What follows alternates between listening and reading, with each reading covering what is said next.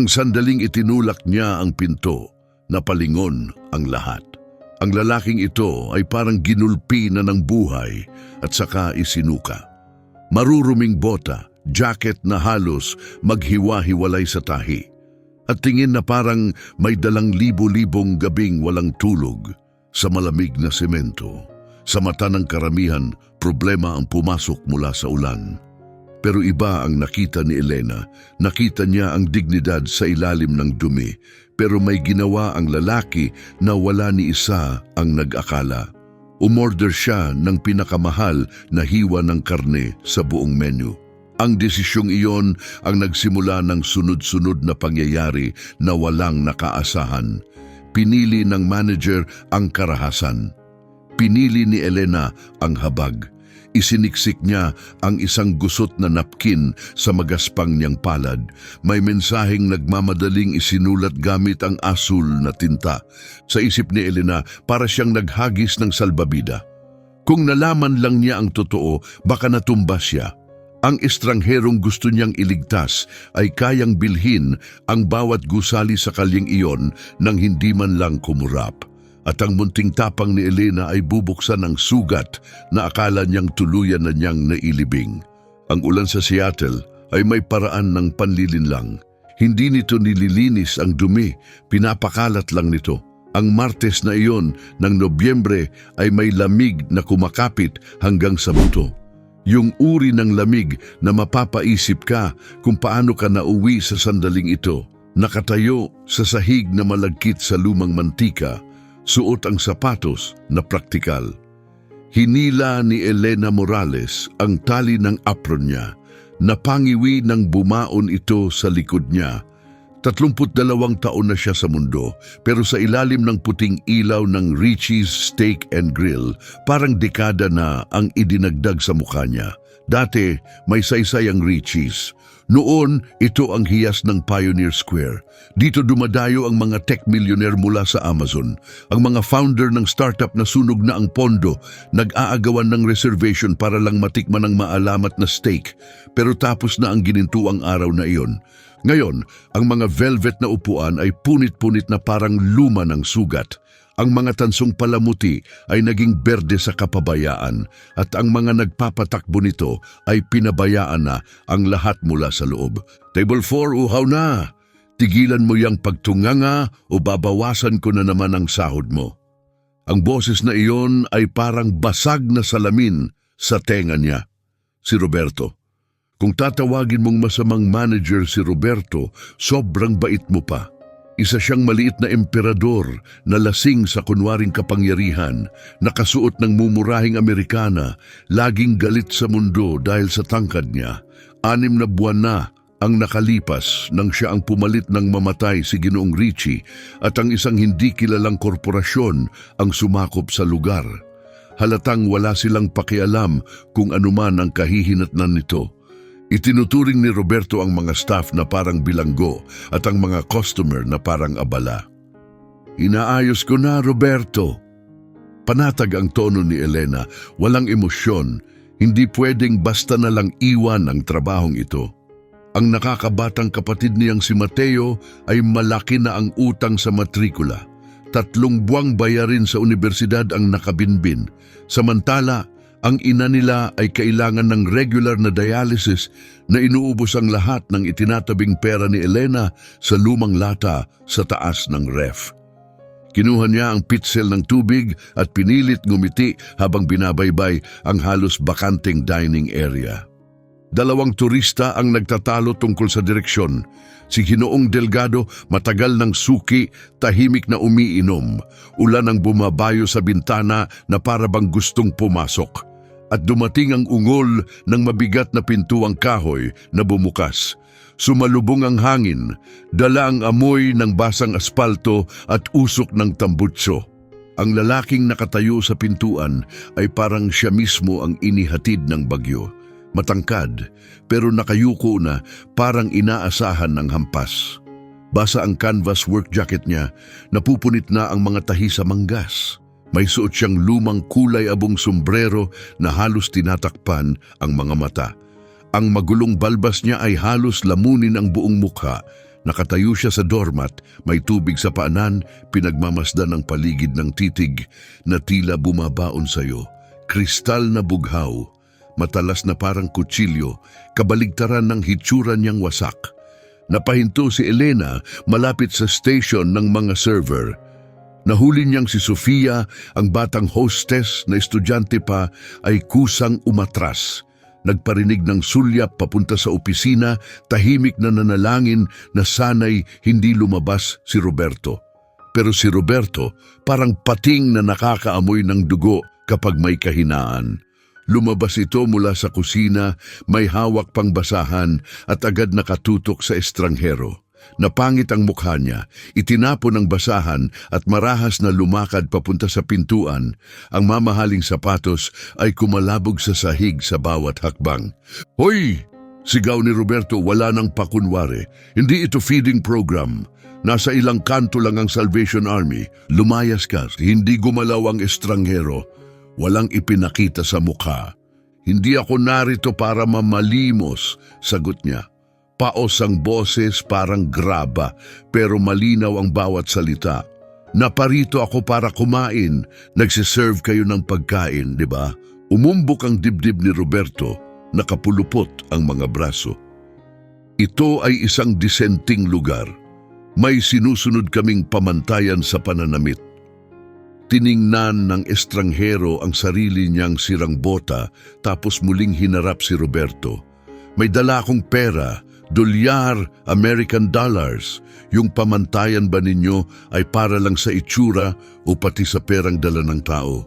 Napahinto ang buong silid. Ibaba ni Ginoong Delgado ang baso.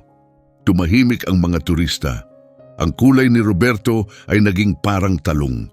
Wala siyang kinaiinisan nang higit pa kaysa sa hinahamon siya, lalo na ng mga taong minamaliit niya. Lumapit siya sa estranghero, halos magtama na ang kanilang hininga. "Pakinggan mo pare, ayokong magkagulo ngayong gabi. Ang gusto ko lang ay mawala ka bago mo takutin ang tunay kong mga customer." "Ako ay tunay na customer," mariing sagot ng lalaki. Iniwasan niya si Roberto at tumuloy sa isang tahimik na booth malapit sa pinto ng kusina.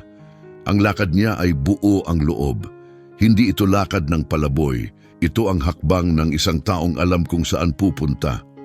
Umupo siya, basang jacket sumayad sa luma at punit na leather. Ilang segundo na lang at sasabog na si Roberto. Lumingalinga siya para maghanap ng kakampi, pero wala namang security ang Richies kapag kalmado ang mga gabi. At doon tumama ang tingin niya kay Elena. "Elena," sigaw niya, "dito, ngayon." Nagmadaling lumapit si Elena, mahigpit ang hawak sa notepad na parang panangga. "Oo, Roberto, sabihin mong wala ng pagkain." Bulong ni Roberto na puno ng lason. "Isara mo ang kusina, dumating ang health inspector, imbento ka ng dahilan, basta paalisin mo siya sa restaurant ko." Humarap si Elena sa booth. Nakatingin ang estranghero sa malakas na ulan, bahagyang nanginginig, hindi banta ang bitbit niya, kundi matinding pagod.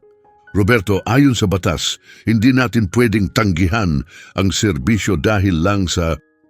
"Kalimutan mo ang batas," putol ni Roberto, may laway pang tumalsik. "Amoy burak ang taong yan. Either palabasin mo siya o sumama ka na lang sa kanya sa kanal. Magkakaintindihan ba tayo?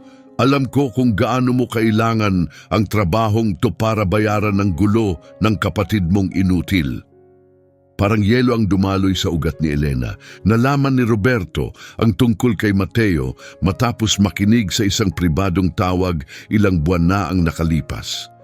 Simula noon, ginawa na niyang sandata ang impormasyong iyon. Nilunok ni Elena ang kanyang dignidad. "Ako na ang bahala." Lumapit siya sa mesa, itinaas ng estranghero ang ulo. Sa malapitan, mas grabe pala ang itsura. Malalim ang anino sa ilalim ng mata, ang mga kamay sa ibabaw ng mesa, magaspang sa taon ng hirap. Pero may isang bagay na nakaagaw ng atensyon niya, isang relo. Bahagyang nakasilip mula sa manggas, may kumikislap na metal. Luma at gasgas, pero halatang mekanikal, isang bagay na may kalidad. "Patawad sa kanya," mahinahong sabi ni Elena habang inilalapag ang menu. "Masama lang ang gabi niya." Nagtagpo ang mga mata nila at may bumungad na init sa ekspresyon ng estranghero. Astigin siyang makisama.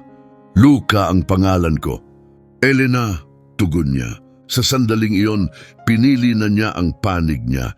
Kung ang pagtangging alipustahin ang lalaking ito ang magiging dahilan ng pagkawala ng lahat, ayos lang. Hindi niya kayang tratuhin ang tao na parang basura. Mari ba kitang alukin ng mainit na inumin, kape o tsaa? Kape ang bagay ngayon, ani Luca. Itim lang at handa na akong umorder. Siyempre, sagot ni Elena, pasimpleng tumingin kay Roberto na nakamasid mula sa bar, parang hayop na naghihintay umatake. Ano pong nais ninyo? Binuksan ni Luca ang menu at tiningnan ang presyo ng walang alinlangan. Hindi niya pinansin ang murang mga opsyon. Itinutok ang daliri sa pinakatuktok ng premium na bahagi. Porterhouse, anya ng kalmado. 24 na onsa, dry-aged, medium rare, truffle mashed potatoes, asparagus sa gilid. Napalunok si Elena, $70, pinakamahal na putahe nila. Sir, bulong niya habang lumalapit. Patawad kung nagtatanong ako, pero kaya niyo po ba talaga ito? Kung hindi, ako na ang bibili ng burger para sa inyo. Totoo to, pero kung umorder ka nito at wala palang pambayad, tatawagin agad ni Roberto ang pulis. Naghahanap lang talaga siya ng dahilan. Ngumiti si Luca, mapait pero magaan. Ipinasok ang kamay sa basang jacket at inilabas ang isang money clip. Hindi ito sobrang makapal, pero dahan-dahan niyang kinuha ang isang malinis na $100 bill at inilapag sa mesa. Ang kabaitan mo ay higit pa sa akala mo, Elena, pero kaya kong bayaran to. Tinitigan ni Elena ang perang papel. Totoo, hindi peke. Dahan-dahan siyang tumango at kinuha ito. Irerehistro ko agad to para walang ibang makagulo. Tumalikod siya papunta sa cashier. Sinalubong siya ni Roberto sa daan. Umorder siya ng porterhouse. Ulat ni Elena, ipinakita ang $100. Bayad na, buo. Nagkiskisa ng mga ngipin ni Roberto sa galit. Ang tanggihan ng customer na may bayad na ay tiyak na magdudulot ng kaso. Pero hindi basta sumusuko si Roberto. Agad niyang sinunggaban ang pera mula sa kamay ni Elena at isiniksik sa sarili niyang bulsa. Sige na, sabi niya sa ngising ng aalipusta. Ipasok mo, pero sabihan mo ang kusina bagalan. Tingnan natin kung gaano kahaba ang pasensya ng bisita natin. Pumasok si Roberto sa likod. Lumubog ang dibdib ni Elena sa bigat ng kaba. Kilala niya ang itsura ni Roberto at ang bangungot ay nagsisimula pa lang. Sa likod ng swing doors, ang kusina ng Richie's ay parang makipot na lagusan ng bakal at singaw. Makapal ang amoy ng bawang, mantikang tumutulo at baradong tubig sa lababo. Si Antonio Gutierrez, ang pagod na head chef, ay abalang kumakaskas ng sunog na tira sa grill. May order, ani Elena, hirap huminga sa tensyon. Table 6, porterhouse, medium rare. Tumingala si Antonio, pinunasan ng pawis sa noo gamit ang manggas. Yung mukhang palaboy na yon, sabi ni Antonio. Sinabi ni Roberto na itataboy na raw natin siya. Bayad na siya, paliwanag ni Elena.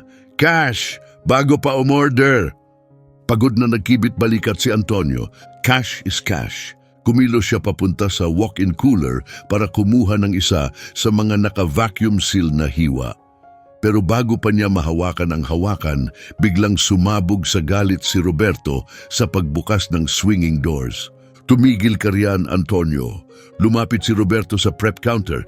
Inagaw niya ang order slip na inilimbag ni Elena at pinagmasdan iyon. Porterhouse. Siyempre, akala ng pulubing to karapat dapat siya sa trato ng hari. Binayaran na niya tayo, Roberto, singit ni Elena mula sa pintuan. Hayaan mo na lang siyang kumain at umalis. Nagkunwari si Roberto na hindi siya narinig. Umiikot ang tingin niya sa kusina. Huminto ito sa basurahan sa tabi ng dishwashing station. Mas maaga noong shift na yon, may steak na ibinalik ng customer dahil masyadong makunat daw. Ang tinanggihang piraso ng karne ay halos 2 oras nang nakatabi malapit sa basura. Naging kulay abo na ang mga gilid. May langaw na paikot-ikot sa ibabaw nito. Antonio, nabuo ang isang malupit na ngiti sa mukha ni Roberto. Kunin mo yon! Itinuro niya ang itinapong karne. Dumilim ang mukha ni Antonio. Boss, dapat na sa dumpster na yan. Matagal na yang nasa room temperature. Labag yan sa lahat ng health regulation. Pwedeng magkasakit ng malubha ang taong yon. Daga sa imburnal yan, tawa ni Roberto. Bakal na siguro ang sikmuran yan. Naghahalukay yan ng basura para sa almusal, di ba? Kumpara sa karaniwan niyang kinakain, luxury na to. Hindi ako magsasayang ng $70 na premium steak sa isang palaboy na malamang ninakaw lang ang perang yan. Roberto, tama na. Pumasok si Elena at isinara ang pinto sa likod niya. Huwag mong ituloy to. Panis na ang karne. Delikado talaga. Humarap si Roberto sa kanya, litaw ang mga ugat sa leeg. Isara mo ang bibig mo, Elena, kung gusto mong manatiling may trabaho. Kung gusto mong mabayaran ang mga libro ni Mateo, sumunod ka at manahimik. Kanino ba siya magrereklamo? Sino ang maniniwala sa kanya? Binaling niya ulit ang atensyon kay Antonio. Lutuin mo, ihawin mo ng husto para matakpan ng amoy. Tapos lagyan mo ng maraming garlic butter. Kung tatanggi ka, Antonio, sasamahan mo siya sa bangketa at sisiguraduhin kong walang restaurant sa buong lungsod na tatanggap sa'yo. Nagpalitan ng tinging walang magawa sina Antonio at Elena bago ibinaba ni Antonio ang mata sa sahig. May 3 anak siyang umaasa sa kanya. May bayarin sa bahay na paparating. Isa siyang mabuting tao sa puso.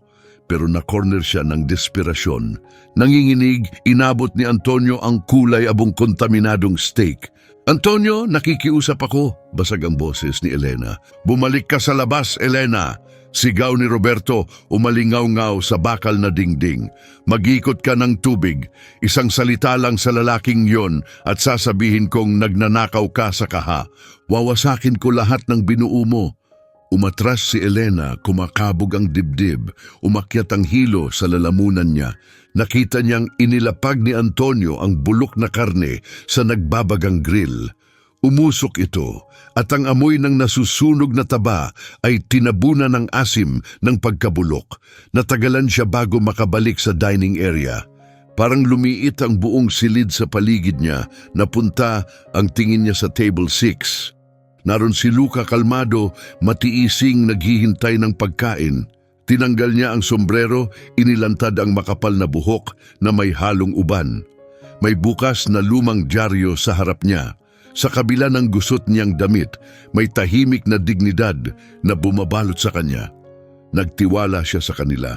Ibinigay niya ang maaaring huli na niyang $100 para sa isang disenteng, mainit na pagkain. At ilang minuto na lang, lalasonin na nila siya. Ang magsalita ay katumbas ng agarang pagtanggal sa trabaho. Walang pag-aalinlangang aakusahan siya ni Roberto ng pagnanakaw. Ginawa na niya iyon noon sa isang busboy na naglakas loob kumontra. Hindi kakayanin ni Elena ang mawalan ng trabaho. Hindi ngayon, hindi habang 4 na linggo na lang ang hihintayin bago ang operasyon ng ina niya.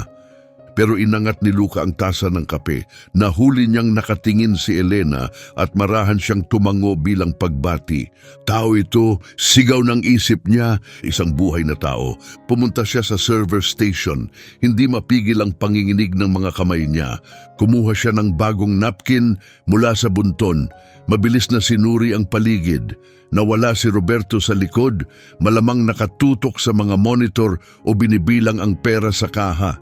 Nasa loob si Antonio, nagluluto ng lason. Kinuha ni Elena ang asol na bolpen mula sa bulsa ng apron niya. Hindi pwedeng magsalita, huwag kumain ng steak. Alam ni Elena na bawat bulong ay nasasagap ng mga kamerang may audio na ikinalat ni Roberto sa buong gusali. Lahat ng babalang bibig kasi niya ay maire-record at magagamit laban sa kanya balang araw. Kaya idiniin niya ang ballpen sa malambot na napkin. Bahagyang sumipsip ng tinta ang tela. Huwag kumain ng steak, sandali siyang huminto. Hindi sapat yun. Maaaring isipin ni Luca na nagkakataon lang o may sablay lang ang kusina, pero kailangan niyang malaman ang buong katotohanan. Pinilit ng manager ang chef na gamitin ang bulok na karne mula sa basura dahil sa itsura mo. Magkakasakit ka. Kailangan mo akong pagkatiwalaan. Muling natigilan si Elena. Ano ang susunod? Kapag bigla siyang tumayo at umalis, tiyak na malalaman ni Roberto na may nagbabala. Kunyari lang na hinihiwa mo. Huwag mong ilalagay sa bibig. Magkita tayo sa likod ng building, sa eskinita, sa loob ng 10 minuto. Bibili ako ng maayos na burger mula sa kabila. Patawad kung nangyayari ito sa'yo. Pinulupot niya ang napkin sa isang maliit na bola at itinago sa kanyang palad. Handa na ang pagkain, sigaw ni Roberto mula sa kitchen pass. Bumalik siya upang personal na bantayan ang paghahain. Lumapit si Elena sa window. Napakaganda ng pagkakapresenta. Alam ni Antonio ang ginagawa niya. Perpekto ang pagkakatsar ng ibabaw para itago ang paninilaw at pagkabulok sa ilalim. May chimichurri sauce at natunaw na garlic butter na umaagos sa paligid. Ang mashed potatoes na may truffle ay mukhang sining. Pero sa likod ng kagandahan nito, isa itong ticking time bomb. Ihain mo na, utos ni Roberto habang nakasandal sa counter. Mabaho ang hininga. Amoy lumang sibuyas. At ngumiti ka habang ginagawa mo, Elena. Tratuhin mo siyang parang VIP. Kinuha ni Elena ang mabigat na ceramic na plato. Umakyat ang init mula sa palad niya hanggang braso. Oo, Roberto. Tumawid siya sa dining area. Bawat hakbang ay parang ginagapang sa semento. Pagdating sa table 6, isinara ni Luca ang diaryo at sinulyapan ng steak. Napakaganda ng pagkakahain, bulong niya. Pakisabi sa chef na humahanga ako. Maingat na inilapag ni Elena ang plato. Habang inaayos ang kubyertos, itinagilid niya ang katawan para harangan ang tanaw ni Roberto. Sir, nais niyo po ba ng steak sauce? Tanong niyang malakas, sapat para marinig sa kabilang panig ng silid. Kasabay nito gamit ang likas na galaw na natutunan sa dami ng pagkakataong nagtago ng tip mula sa mga dishonest na manager, palihim niyang isinilid ang gusot na napkin sa palad ni Luca. Pinisil niya ang kamay nito ng matatag, isang beses, isang malinaw na senyales. Nanigas si Luca, nag-angat ng tingin, kita sa mukha ang pagkalito. Basahin mo! Bulong ni Elena sa kilos ng labi. Nagmamakaawa ang mga mata niya. Please, enjoy your dinner, sir. Tumalikod siya at lumakad palayo nang hindi lumilingon. Ramdam niya ang tingin ni Roberto na parang apoy sa likod niya. Bumalik siya sa waitress station at nagsimulang magpunas ng baso na kanina pa malinis. Sa salamin sa likod ng bar, pinanood niya ang refleksyon ni Luca. Nakatigil ito, walang galaw. Umiikot ang usok mula sa nakamamatay na steak. Tiningnan siya ni Luca, pagkatapos ay ang nakasaradong palad. Maingat at hindi halata, binuksan niya ang napkin sa kanyang kandungan. Dahan-dahang gumalaw ang mata niya sa mga salitang nakasulat sa bughaw na tinta. Nakita ni Elena ang pagbabago. Naglaho ang pagod at talunang hitsura, tumuwid ang likod, umangat ang baba, tinitigan niya ang steak. Tapos ang kusina kung saan nakasilip si Roberto, pagkatapos si Elena. Hindi galit ang nasa mukha ni Luca. Mas mabigat, mas malamig. Isang tingin ng isang sundalong na pagtanto na inambush siya. Kinuha niya ang kutsilyo at tinidor. Tumigil ang paghinga ni Elena. Huwag mong kainin. Hinati ni Luca ang karne. Madaling dumaan ang talim. Isinaksak niya sa tinidor. Inangat sa labi. Gustong tumakbo ni Elena, agawin at ihagi sa sahig. Binalewalaban niya ang babala. Dumikit sa labi ang tinidor at huminto. Dahan-dahan itong ibinaba at inilapag sa gilid ng plato. Imbis na kumain, inangat niya ang kape at dahan-dahang uminom. Pagkatapos, ipinasok ang kamay sa kanyang jacket. Ang inilabas niya ay hindi mumurahing cellphone. Isa itong makinis at mamahaling smartphone, parang bagong labas lang sa kahon. 3 beses niyang tinap ang screen. Agad itong napansin ni Roberto at sumugod palabas mula sa likod ng bar. Walang naka-speaker na telepono rito. Disenteng lugar ito. Hindi siya pinansin ni Luca.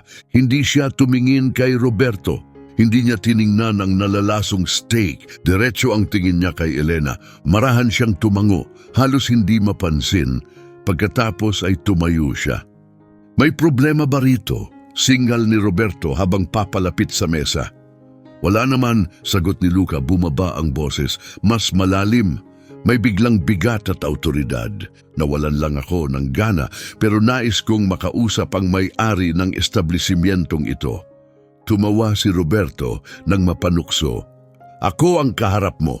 Ako ang nagpapatakbo rito. Kaya umupo ka at tapusin ang charity dinner mo o lumayas ka sa restaurant ko. Ngumiti si Luca. Kita ang mga ngipin. Ngiti ng mandaragit. Ikaw ang may hawak dito. Mabagal na ulit ni Luca. Perpekto, mas pinadali mo ang lahat. Muling tumingin siya kay Elena. Elena, nabanggit mo ang pagkikita sa eskinita. Sa tingin ko pwede na nating laktawan yon. Bakit hindi na lang natin palabasin ang chef dito? Pakiramdam ko gustong makita ng lahat ang susunod na mangyayari. Nanatiling nakatayo si Elena, hindi makagalaw. Hindi ito ang plano, nag-i-improvise siya. Tuluyang lumilihis sa usapan. Hindi niya alam na ang lalaking nakasirang bota ay ilang segundo na lang bago gibain ang lahat. Bumigat ang katahimikan sa Richie's Steak and Grill, mas mabigat pa kaysa sa bagyong patuloy sa labas. Ang tanging maririnig ay ang mahinang ugong ng mga refrigerator at ang kaba sa tapik ng sapatos ni Roberto sa sahig. Tinitigan ni Roberto si Luca. Hirap ang isip niyang pagdugtungin ang dalawang imposibleng imahe. Ang kahabag-habag na palaboy na sinubukan niyang alipustahin. At ang lalaking ngayon ay nakatayo sa booth 6 na may tindig ng isang komandante, hawak ang teleponong mas mahal pa kaysa sa buong sasakyan niya. Hindi ko alam kung sino sa tingin mo ang sarili mo, utal ni Roberto, pilit binabawi ang kontrol. Pero trespassing ka na ngayon sa pribadong ari-arian. Gusto kitang palabasin. Ngayon din o tatawag ako ng pulis. Tuluyan siyang binalewala ni Luca. Inilapit niya ang telepono sa tainga. Hindi inaalis ang tingin sa pintuan ng kusina. Oo, sabi ni Luca sa telepono. Narito ako ngayon sa lokasyon sa Pioneer Square. Ang original na flagship property. Mas malala ang sitwasyon kaysa sa unang ulat, malubha. Sumugod si Roberto at inagaw ang telepono. Ibigay mo yan, kumilos si Luca nang nakakatakot ang bilis. Hindi man lang siya tumayo. Bumilis lang ang kamay niya at nasalo ang pulso ni Roberto sa ere. Hindi mabitawan ang hawak niya, bahagyan niyang iniikot. Sapat para ikandado ang kasukasuan. Sapat para pasabugin ang kirot pataas sa braso hanggang balikat ni Roberto. Hindi ko yan irerekomenda, Richard. Kalmado pa rin ang boses ni Luca. Kasalukuyan akong kausap si Vittorio Mendez, punong legal counsel ng Pinnacle Restaurant Holdings. May pamilyar bang tunog ang pangalang yan? Nawala ang kulay sa mukha ni Roberto. Halos manghina ang mga tuhod niya. Ang Pinnacle Restaurant Holdings, ang kumpanyang bumili ng Richie's 6 na buwan na ang nakalipas. Mahigit 50 restaurant ang kontrolado nila sa Pacific Northwest. Si Vittorio Mendez ang tagapagpatupad nila, ang taong ipinapadala para magsara ng mga lokasyon at magtanggal ng buong staff. Nagsisinungaling ka, hingal ni Roberto, pilit kumakawala. Palaboy ka lang, ninakaw mo lang ang teleponong yan. Binitiwan siya ni Luca at itinulak. Napaatras si Roberto at bumangga sa cart ng pinggan. Kalmadong inilagay ni Luca ang telepono sa speaker mode at ipinatong sa tabi ng kontaminadong steak. Vittorio, naririnig mo ba ako? Isang boses ang umalingaw-ngaw mula sa speaker. Matalas, may utos. Malinaw sir, nakapark kami 2 blok lang ang layo. Kasama ko ang regional director. Papasok na kami. Kailangan ba ng pulis o tatawag na ako ng hazmat unit? Bumagsak ang panga ni Roberto. Nanatiling nakatigil si Elena sa server station, parehong kamay nakatakip sa bibig. Parang umikot ang sahig sa ilalim niya. Sino ba talaga ang lalaking ito?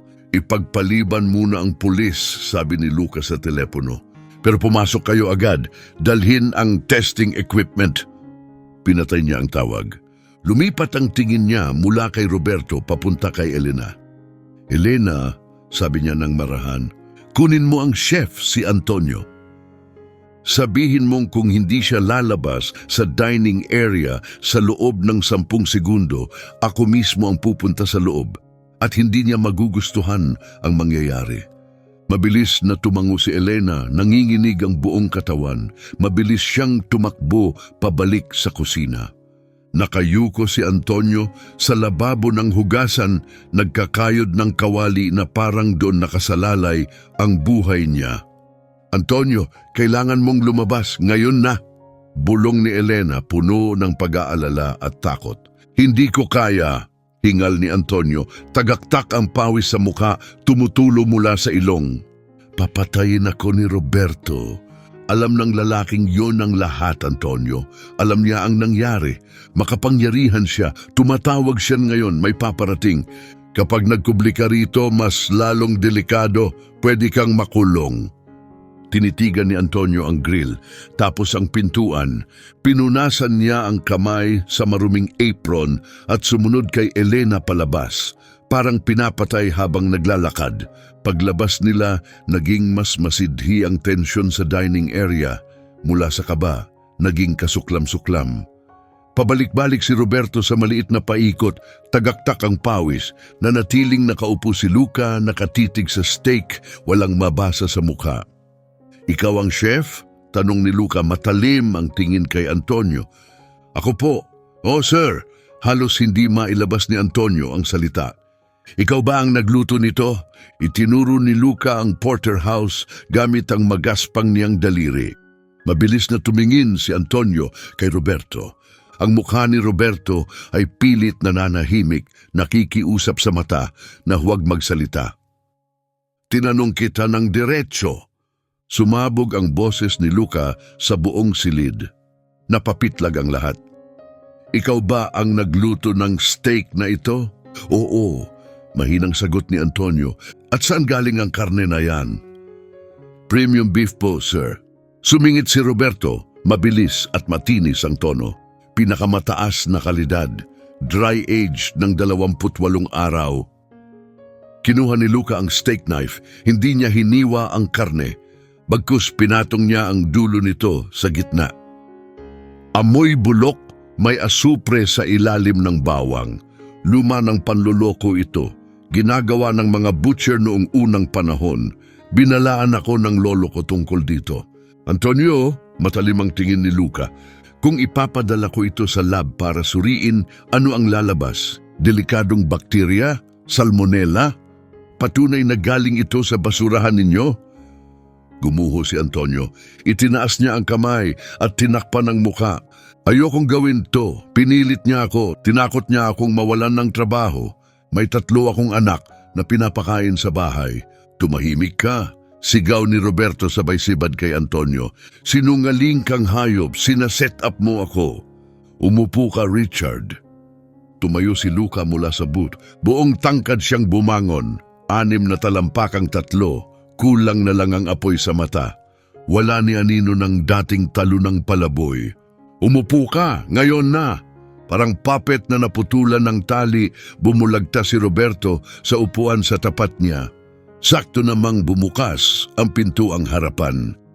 2 lalaki ang pumasok, parehong nakasuot ng charcoal gray na suit na mas mahal pa kaysa sa taunang sahod ni Elena. Wala silang pakialam sa sirang interior, mabilis nilang sinuri ang paligid. Ang nauna ay may buhok na pilak at may hawak na mamahaling leather briefcase. Ito si Vittorio Mendez. Ang kasama niya ay mas bata, may daladalang matigas at mabigat na metal case na kahawig ng medical equipment. Sir Ani Vittorio, tumango kay Luca nang may paggalang. Hindi niya pinansin ang maruming coat o putik sa bota. Puno lamang ng respeto ang ekspresyon niya. Vittorio, sagot ni Luca, ilock ang lugar na ito, isara ang pinto, ilagay ang karatulang private event. Ayokong may iba pang inosente na mapasok sa bitag na to. Agad po, tugon ni Vittorio. Suminyas siya sa kasama na agad lumapit at inilak ang harap na pinto.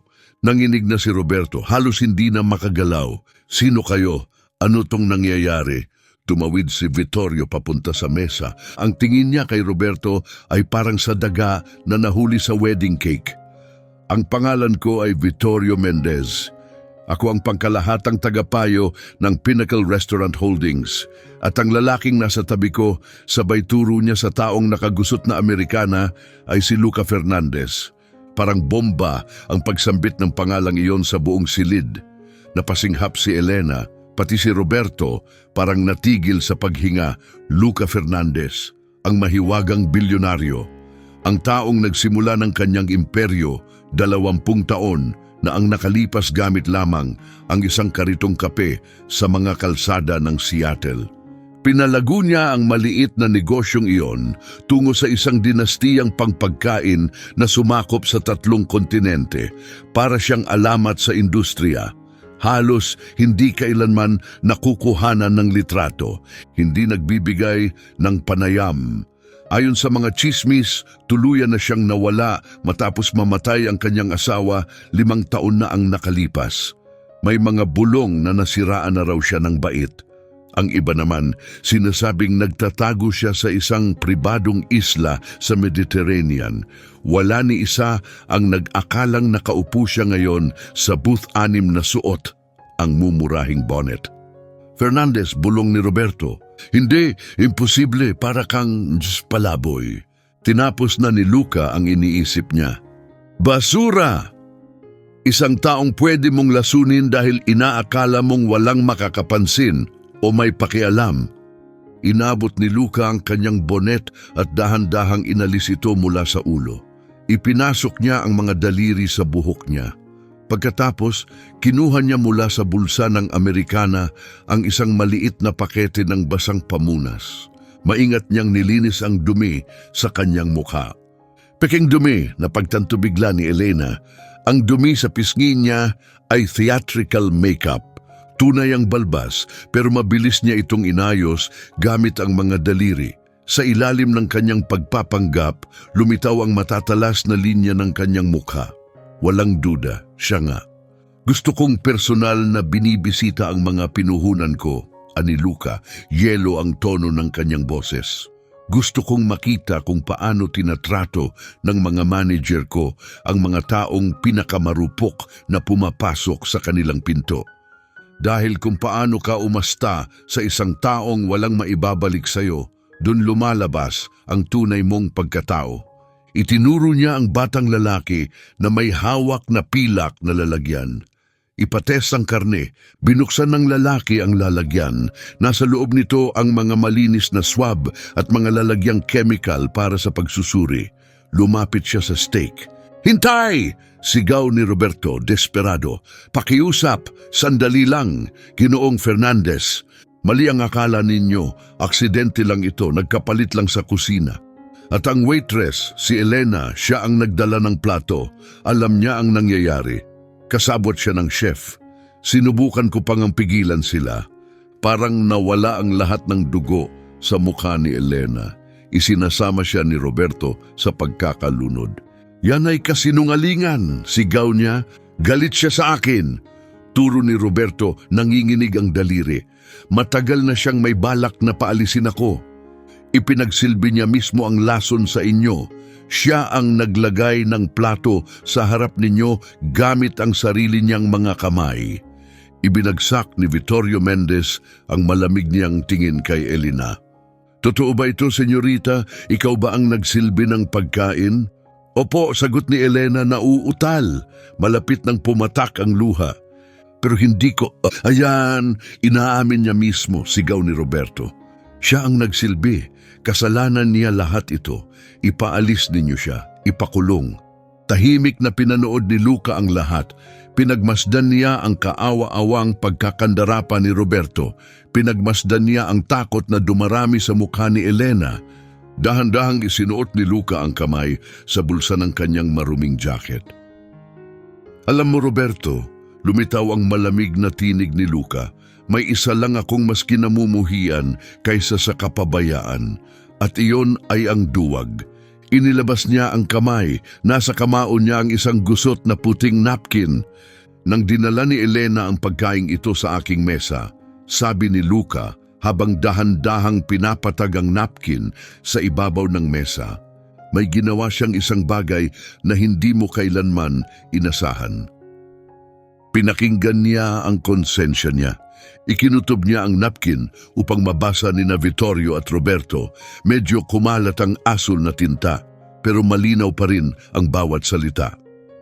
Huwag kainin ang steak. Pinilit ng manager ang chef na gamitin ang karne mula sa basura. Tinitigan ni Roberto ang mga salitang iyon. Namutla siya na parang kamatayan na mismo. Ipinagpusta niya ang kanyang trabaho. Muling nagsalita si Luca, nanginginig ang boses sa galit na pinipigilan. Ipinagpusta niya ang kinabukasan ng pamilya niya. Alam na alam niyang sisirain mo siya kapag nalaman mong anong ginawa niya.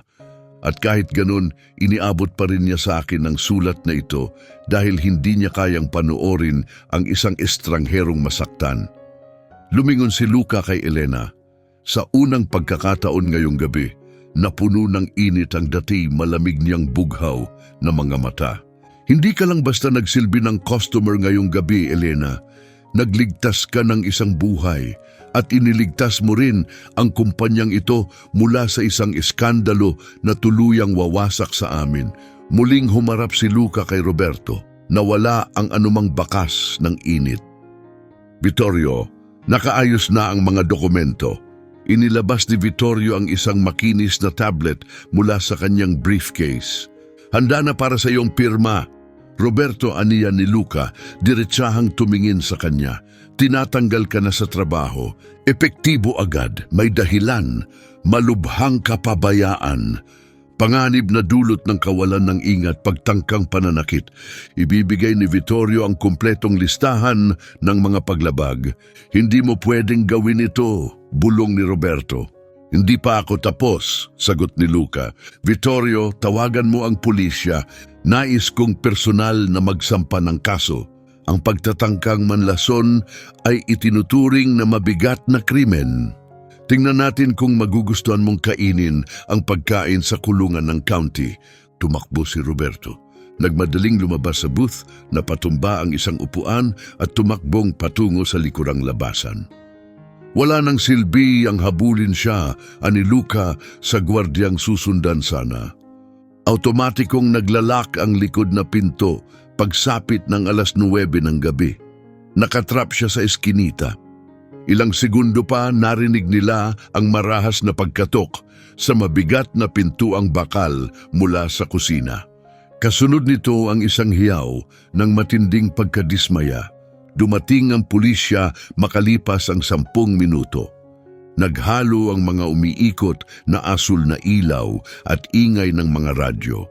Kinadenahan si Roberto na umiiyak at nagmumura at inilabas sa harapan ng restaurant kung saan may dumaraming taong usisero. Nagbigay ng pahayag si Antonio habang nanginginig.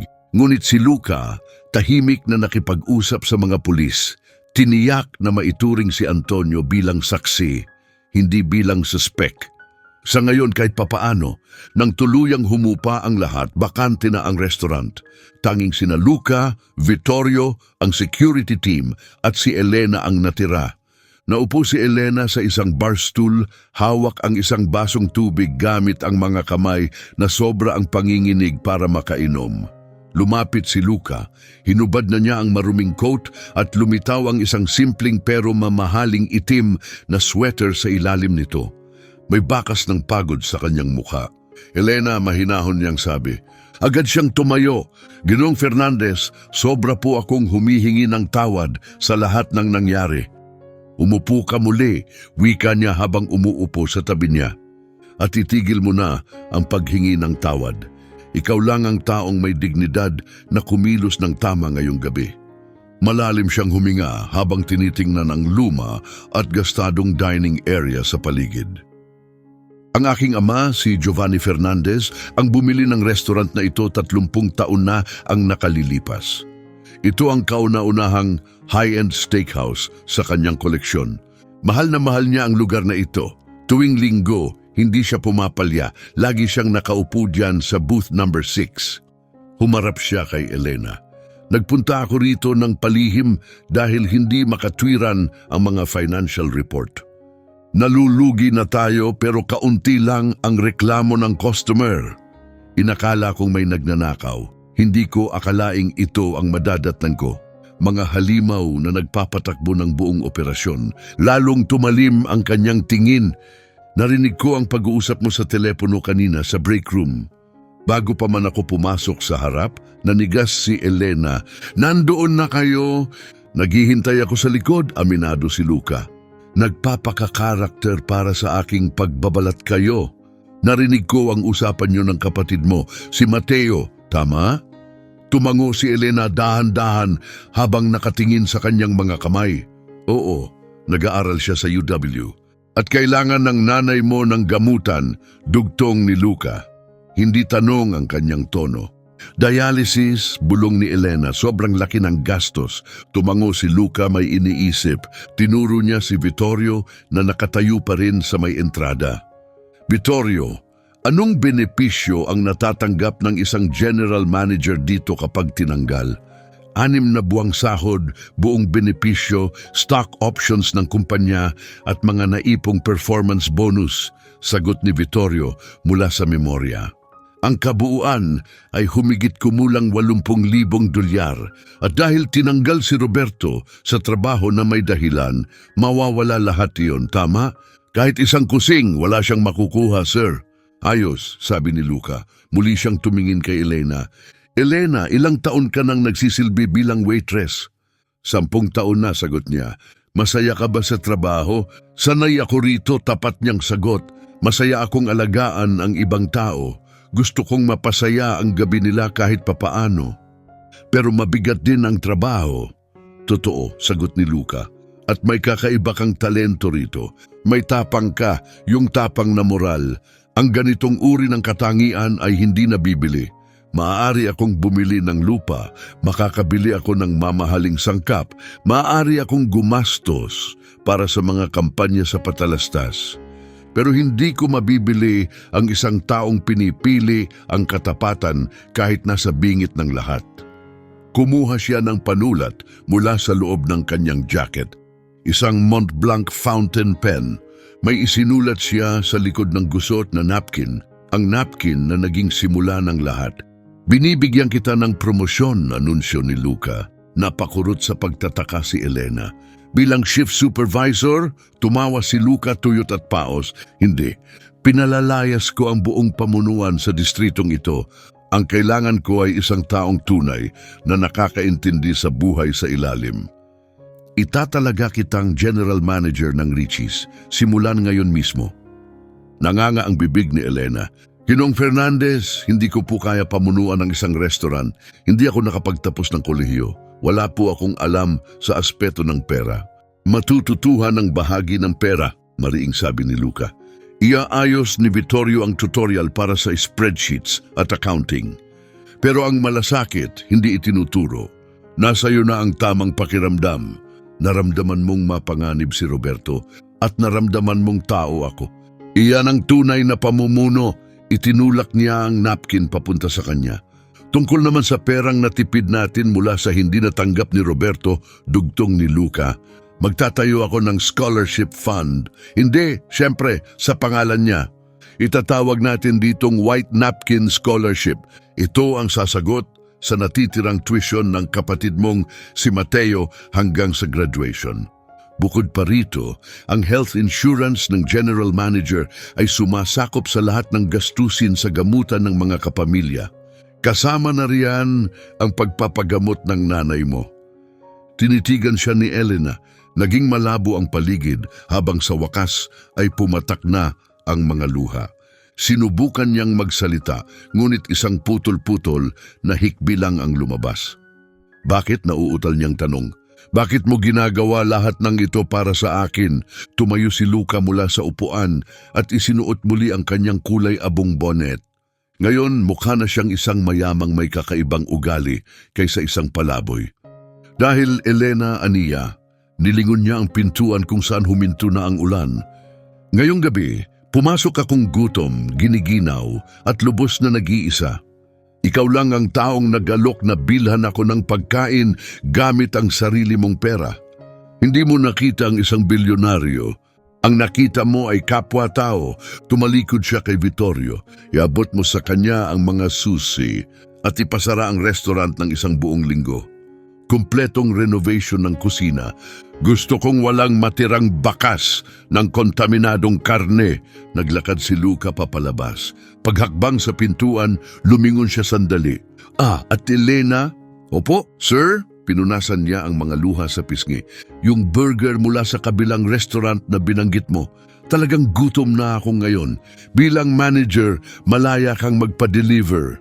Isang mabilis na kindat at lumabas siya sa gabi ng Seattle at naglaho.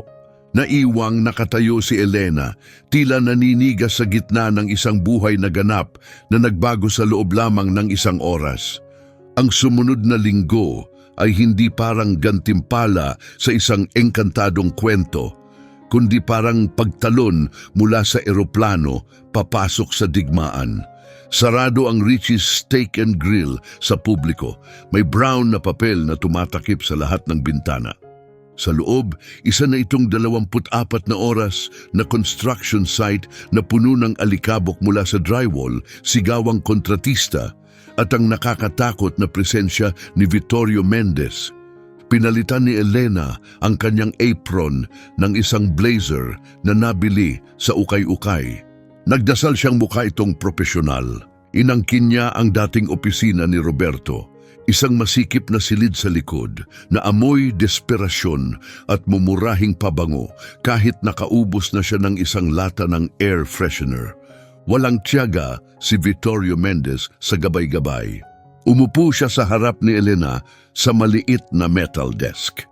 Mga tambak na financial ledger ang nagsilbing pader sa pagitan nila. Suriin mo ang profit and loss statement ng Oktubre, Elena, utos ni Vittorio, walang halong damdamin ng tinig. Ilarawan mo ang obserbasyon mo. Tiningnan ni Elena ang spreadsheet, parang lumulutang sa harap ng kanyang mga mata ang mga numero. Alam niya kung paano magbilang ng cash drawer sa pagsasara ng gabi. Kaya niyang kwentahin ang tips at buwis sa isip lang. Pero ang dokumentong ito ay parang nakasulat sa banyagang wika. Napansin kong malaki ang gastos sa linen services, sabay turo sa numerong naka-highlight ng pula. Napabuntong hininga si Vittorio, isang maliit na tunog pero tumama na parang latigo.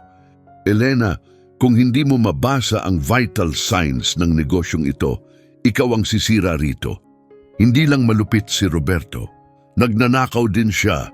Ikinubli niya ang pagnanakaw sa mga record ng bayad sa supplier. Ang trabaho mo ay tukuyin kung saan. Naramdaman ni Elena ang kilalang-kilalang hapdi ng luhang papalapit. Ang parehong luha na pinipigilan niyang tumulo tuwing tumatawag si Mateo para humingi ng panggastos sa libro na wala silang maibigay. Ginoong Mendez, ipinaliwanag ko na po ito kay Ginoong Fernandez. Isa lang akong waitress. Lampas na ito sa kaya ko. Tumaya si Ginoong Fernandez ng 80,000 dolyar at ang reputasyon ng kanyang pangunahing negosyo sa kakayahan mong matuto, malamig na tugon ni Vittorio. Huwag mong hayaan na pagsisihan niya ang desisyong iyon. Bihirang-bihira siyang magkamali sa paghusga sa tao. Ang mapatunayan siyang mali ay isang kahihiyan. Ang pag-iisip na mapapahiya ang taong nagligtas sa kanyang pamilya ay sapat na upang tumindig ang likod ni Elena. Pinunasan niya ang kanyang mga mata. Simulan natin muli, simula sa umpisa, habang siya'y nahihirapan sa mga dokumentong pinansyal sa itaas, nagiging masalimuot naman ang sitwasyon sa ibaba dahil sa mga isyu sa mga empleyado. Gulat na gulat pa rin ang buong team. Si Sofia, ang hostess na umilag kay Luca noong gabing iyon, ay tila natatakot tuwing papasok si Elena sa silid. At pagkatapos ay si Antonio. Sa ikatlong araw ng pagsasara, habang nag-iinspeksyon sa bagong kinis na kusina, nadatnan ni Elena si Antonio sa tabi ng mga bagong convection ovens. Hindi siya nagtatrabaho, nakatayo lang siya roon, nakatitig sa refleksyon ng kanyang sarili sa makinang na bakal. Antonio, tawag ni Elena. Napatalon ito sa gulat sa tunog ng kanyang boses. General Manager Elena, ma'am. Hindi niya alam kung paano siya tatawagin ng maayos. Namumula ang kanyang mga mata. Halatang ilang araw na siyang hindi natutulog. Kailangan nating pag-usapan ang nangyari noong Martes ng gabi, sabi ni Elena. Ibinaling ni Antonio ang tingin sa sahig. Naiintindihan ko, tatanggalin niyo po ako, tinatanggap ko. Pero kung maaari lang, kung pwede niyong pakiusapan ng pulis para sa akin, nagbanta si Roberto na sisirain niya ako. Sumunod lang po ako dahil takot ka pagtatapos ni Elena sa kanyang pangungusap. Naiintindihan ko, takot din ako noon. Tiningnan niya ang malinis na kusina sa paligid nila. Isa si Roberto sa mga lason ng lugar na ito. Nilason niya tayong lahat. Pinilit niya tayong isantabi ang ating mga prinsipyo. Pero Antonio, ikaw pa rin ang naglagay ng bulok na karne sa grill. Tumango si Antonio, punong-puno ng pagsisisi. Oo nga po, hindi kita tatanggalin, sabi ni Elena. Kailangan ko ng chef na kabisado ang menu natin. 4 na araw na lang magbubukas na tayo. At sa totoo lang, ayokong sirain ang pamilya mo dahil dito. May kumislap na pag-asa sa mga mata ni Antonio, pilit nilalabanan ang di makapaniwalang damdamin. Ngunit nagpatuloy si Elena at sa kanyang tinig ay may matatag na autoridad. Ikaw ngayon ay nasa pinakamahigpit na probation na naranasan ng kahit sinong chef. Sa bawat steak na lalabas sa kusinang ito, isipin mong si Luca Fernandez ang kakain nito. Kapag may nakita akong pagtipid o paglabag sa alinmang safety rule, tapos ka na rito. At ako mismo ang hihiling kay Vittorio Mendez na siya ang magsagawa ng termination mo. Malinaw ba? Tumindig ng tuwid si Antonio. Opo, Chef, Elena, ipinapangako ko po ng buong puso. Ang pagpapatawad kay Antonio ay tila tama. Yun ang klase ng pinunong gusto niyang maging. Ngunit hindi pa tuluyang nawawala ang anino ni Roberto. Sa huling araw bago ang muling pagbubukas, habang nililinis ni Elena ang pinakailalim na drawer ng lumang filing cabinet ni Roberto, isang kalawangin at lumang bakal na taguan sa likod ng mga lumang menu, may natuklasan siyang Manila envelope na nakadikit sa ilalim ng drawer. Ang laman nito ay walang kinalaman sa operasyon ng restaurant. Sa loob ay may mga resibo ng pagsusugal, mga karerahan ng aso sa Oregon, iligal na poker sa International District, nakakagulat ang halaga. May utang si Roberto na higit sa 50,000 dolyar sa mga taong may mga pangalan na parang mga banta ng kamatayan. Carlo the Blade, Mr. Santos. At pagkatapos natagpuan niya ang mga liham, hindi ito naka-address kay Roberto. Mas matanda na ang mga ito. Nakasulat sa naninilaw na papel na may letterhead ng Pioneer Square Historical Preservation Trust. Ang tumatanggap ng mga liham ay si Giovanni Fernandez. May petsang 30 taon na ang nakalipas.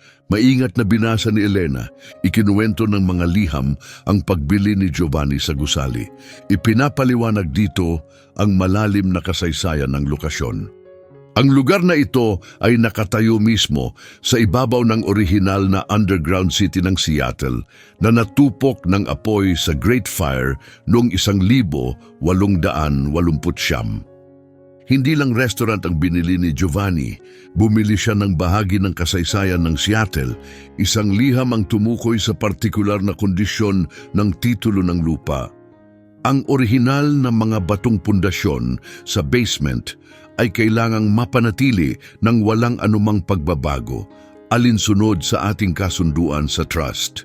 kinakatawan ng ari-ariang ito ang pundasyon ng kasaysayang pangkultura ng distrito. Biglang naintindihan ni Elena kung bakit ganoon ang naging reaksyon ni Luca. Matindi, personal, galit na galit. Ang pagsira ni Roberto sa restaurant na ito ay hindi lang dahil sa masamang pamamahala. Nilapastangan niya ang isang sagradong monumento ng pamilya. Tinrato niya ang isang kinikilalang makasaysayang pook na parabang mumurahing kainan sa gilid ng highway. Malamang ay pinabayaan ang mga kritikal na pag-aayos ng gusali, lahat para lang mapunduhan ang kanyang bisyo sa sugal. Nakatayo si Elena, hawak sa isang kamay ang mga resibo ng pagsusugal at sa kabila naman ang mga lumang liham na may kasaysayan. Si Roberto ay higit pa sa isang inutil na manager. Isa siyang desperadong taong inalipin ng mararahas na kriminal at ang kanyang pinagtratrabahuhan ay nakapatong sa isang kayamanang pag-aari ng pamilya Fernandez. Dumaan ang ginaw sa gulugod ni Elena. Si Roberto ay kasalukuyang nakalaya sa piyansa at ang isang taong kasing gipit niya na may ganyang kalaking utang sa mga ganong klasing tao ay hinding-hindi basta-basta mawawala matapos mawala ng pinagkakakitaan. Hindi na lang siya basta manager ng isang restaurant, isa na siyang tagapangalaga ng isang kuta. Ang muling pagbubukas ng Richie's Steak and Grill noong Biyernes ng gabi ay dapat sana'y isang tahimik na soft launch. Ngunit kumalat na ang balita. Ang kwento ng isang bilyonaryong nagpanggap bilang palaboy ay sumabog sa mga lokal na blog at balita. Sa kabutihang palad, nanatiling lihim ang pagkakakilanlan ni Elena. Ngunit ang interes ng publiko ay matindi. Fully booked ang mga reservation para sa susunod na 30 araw. Napakaganda ng bagong anyo ng restaurant. Wala na ang mga basag na velvet cushion, pinalitan ng dekalidad na madilim na leather. Kumikinang ang mga brass fixture sa ilalim ng malalambot na vintage style na bombilya. Wala na ang amoy ng lumang beer at kabiguan. Ngayon ang amoy sa paligid ay samyo ng beef na pinirito sa rosemary at mamahaling red wine. Nakatayo si Elena sa may host stand. Suot ang isang custom fit na itim na suit na binili ni Vittorio para sa kanya. Malakas ang kabog ng kanyang dibdib, parang hayop na nakakulong. Bubuksan na natin sa loob ng 2 minuto, anunsyo niya. Matatag ang kanyang tinig. Ginamit lang niya ang dating tono niya bilang waitress, ngunit dinagdagan ng autoridad. Punong-puno ng kaba at enerhiya ang buong team. Si Sofia ay handang-handa sa entrance, maayos ang postura. Si Antonio ay parang kumander sa kusina, disiplinado ang bawat galaw ng crew. Bumukas ang mga pinto at pumasok ang dagsa ng tao. Sa loob ng 2 oras, ito'y kaguluhang maganda at kontrolado.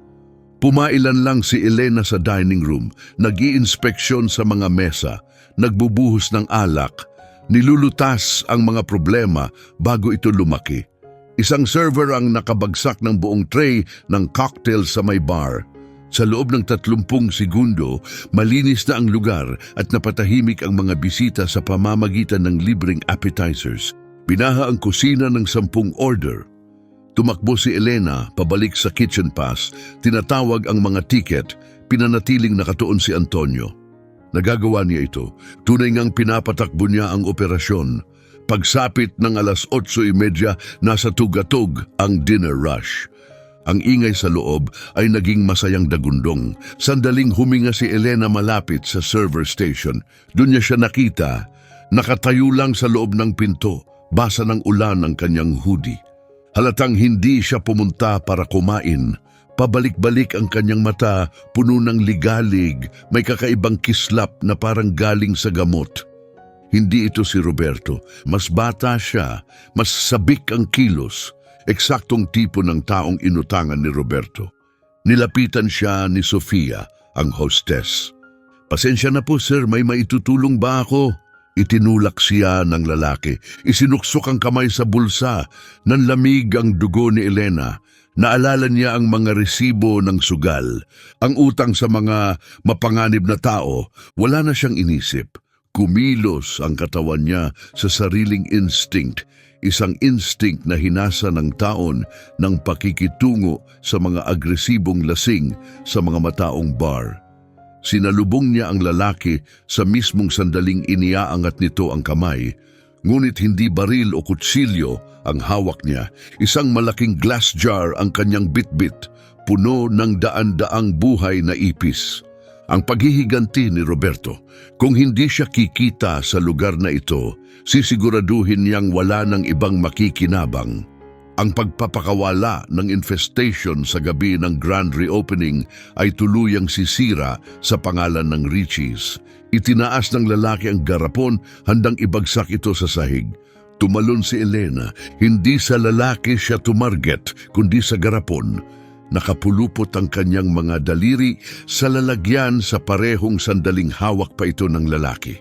Nag-agawan sila, tahimik ngunit desperadong laban sa gitna ng punong-punong foyer. Bitawan mo, bulong ng lalaki sa pagitan ng mga ngipin. Ipinapaabot ni Roberto ang pagbati niya. Hindi sa restaurant ko, iritadong sagot ni Elena. Mariin niyang inikot ang garapon. Pinwersa itong makuha mula sa pawisang kamay ng lalaki. Sa lakas ng puwersa, natumba ito papalayo at tumama sa coat rack. Bago pa man siya makabawi, lumitaw ang isang anino sa likod niya, isang dambuhalang hugis. Si Senyor Delgado, ang suking laging umu-order ng whisky, isang retiradong trabahador sa daungan, matikas na parang barko pandigma. Hinablot niya ang lalaki sa kwelyo. Panahon na para umalis ka, hiho. Parang kulog ang tinig ni Mr. Delgado. Biglang nagsilabasan ang security team ni Vittorio Mendez na buong gabing nagpapanggap na ordinaryong customer. Hinila nila palabas ang lalaki bago pa man napagtanto ng karamihan kung ano ang nangyari. Naiwang nakatigil si Elena sa gitna ng lahat, mahigpit na yakap ang garapon ng mga insekto sa kanyang dibdib. Nanginginig ang buong katawan mula ulo hanggang paa. Isang mabagal at maindayog na palakpakan ang nagsimula mula sa kabilang dulo ng silid. Tumahimik ang buong dining area. Naupo sa booth 6 ang nag-iisang mesa na nanatiling bakante buong gabi ay si Luca Fernandez. Hindi na niya suot ang maruming coat ngayong gabi.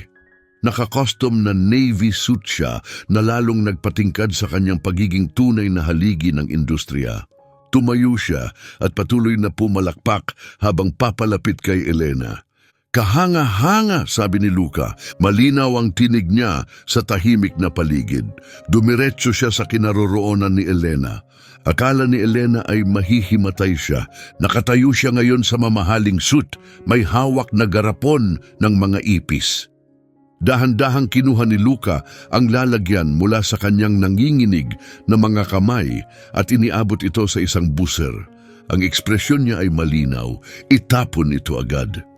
Ikinuwento ni Vittorio na inaaral mo na raw ang mga financial report, sabi ni Luca. Isang tunay na ngiti ang lumitaw sa madalas niyang seryosong mukha. Pero hindi niya nabanggit na nagtatrabaho ka na rin pala sa professional security. Si Roberto ang nagpadala sa kanya, mahinang bulong ni Elena. Inaasahan ko na, sagot ni Luca. Kakatanggap lang ni Vittorio ng kumpirmasyon. Naaresto si Roberto habang sinusubukang sumakay ng bus papuntang Canada. Isinumbong siya ng mga kasabwat niya sa sugal. Muling tiningnan ni Luca ang matagumpay at magarang restaurant sa paligid. Napansin niya ang mga empleyadong ngayon ay tinitingnan si Elena na may paghanga. Nakita niya ang mga mukhang kontento ng bawat customer. Alam mo, Elena, bulong ni Luca para sa kanya lang. Itinuro sa akin ng aking ama na ang pinakamalaking hamon sa industriyang ito ay hindi ang pagluluto, kundi ang pagbabantay sa santuwaryo. Pumapasok ang mga tao rito upang takasan ang kaguluhan sa labas. Responsibilidad nating siguraduhin hindi iyon makapasok sa loob. Tumitig siya sa pasukan kung saan tinanggal ang gulo. Ngayong gabi, pinigilan mong makapasok ang kaguluhan. Itinuro niya ang booth 6. Ngayon, General Manager Morales, sa tingin ko may reservation ako ngayong gabi. Narinig kong ang porterhouse dito ay pambihira kapag tama ang pagkakaluto. Maari ba kitang imbitahang samahan ako? Tiningnan ni Elena ang booth na iyon kung saan nagsimula ang lahat 5 araw na ang nakalilipas. Tiningnan niya ang lalaking nagbago ng kanyang buong buhay gamit ang mga salitang sinulat sa isang napkin. Ang parehong lalaking iniligtas niya gamit ang parehong kapirasong papel. Inayos niya ang kwelyo ng kanyang blazer. Huminga siya ng malalim, sa wakas ay pinakawalan ng lahat ng takot. Ang naiwan ay isang nakakapanghinang pagod na hinaluan ng labis na pagmamalaki. Hayaan niyong ihatid ko kayo sa inyong mesa, Ginoong Fernandez, ani Elena, habang inaalalayan siya patungo sa paboritong booth ng kanyang ama. Paghahanda ni Antonio ang isang espesyal na putahe para sa inyo, isang hindi kapanipaniwalang pagbabago. Mula sa pagiging waitress na takot mawalan ng kuryente, naging pinuno siya ng isang milyon-milyong dolyar na negosyo. Lahat dahil pinili niyang hindi hayaang masaktan ang isang estranghero. Patunay ito na ang tunay na kapangyarihan ay hindi nasusukat sa yaman o posisyon. Ang tunay na kapangyarihan ay nasa integridad. Ang paggawa ng tama kahit walang nakakakita. Ang paggawa ng tama kahit lahat ay nakatingin. Ginamit ni Roberto ang kanyang kapangyarihan para manakit at sa huli nawala sa kanya ang lahat. Ginamit ni Elena ang kakaunting kapangyarihang mayroon siya upang ipagtanggol ang kapwa at nakamit niya ang higit pa sa kanyang pinangarap. Kung ang kwentong ito ay tumama sa iyong puso, kung naniniwala kang ang malasakit ay palaging bumabalik sa mga nagbibigay nito, pakipindot ang like button. Malaki ang naitutulong nito sa channel na ito. Ibahagi mo ang video na ito sa sinumang kailangang mapaalalahanang. May lugar pa rin sa mundong ito para sa kabutihan at siguraduhing mag-subscribe at i-activate ang notifications para hindi ka mapag-iwanan sa mga makapangyarihang kwento tulad nito. Maraming salamat sa panunood.